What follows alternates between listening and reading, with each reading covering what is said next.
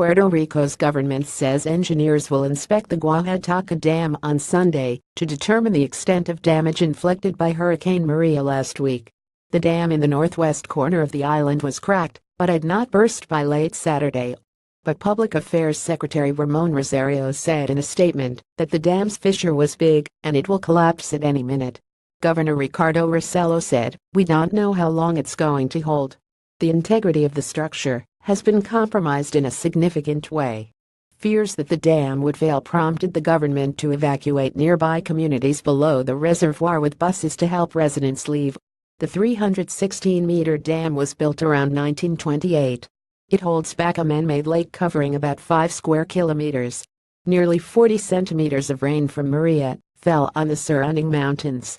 The U.S. National Hurricane Center says Hurricane Maria has weakened slightly as it moves northward, but it's still likely to bring increasing swells and high surf to the southeastern U.S. coast. Maria, which walloped Puerto Rico as a Category 4 hurricane on Wednesday, is now a Category 2 storm with maximum sustained winds of 165 km/h. The Hurricane Center says it was centered about 765 kilometers south-southeast of Cape Hatteras, North Carolina before noon Sunday. Ricardo Gonzalez sits on a gas container with his uncle Miguel Colon as hundreds of people wait in line since early Saturday to buy gasoline in Carolina, Puerto Rico. Carlos Tuesday Associated Press aid begins flowing. Large amounts of federal aid have begun moving into Puerto Rico to stem a growing humanitarian crisis in towns left without fresh water, fuel, electricity or phone service.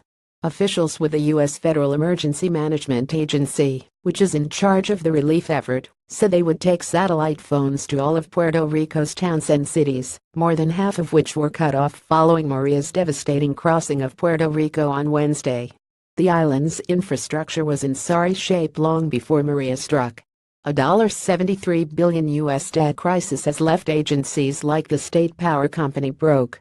As a result, the power company abandoned most basic maintenance in recent years, leaving the island subject to regular blackouts. A federal control board overseeing Puerto Rico's finances authorized up to $1 billion in local funds to be used for hurricane response, but Rossello said he would ask for more. Officials said 1,360 of Puerto Rico's 1,600 cell phone towers were downed, and 85% of above-ground and underground phone and internet cables were knocked out.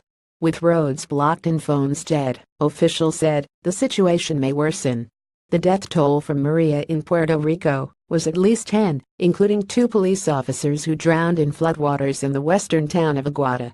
That number was expected to climb as officials from remote towns continued to check in with officials in San Juan.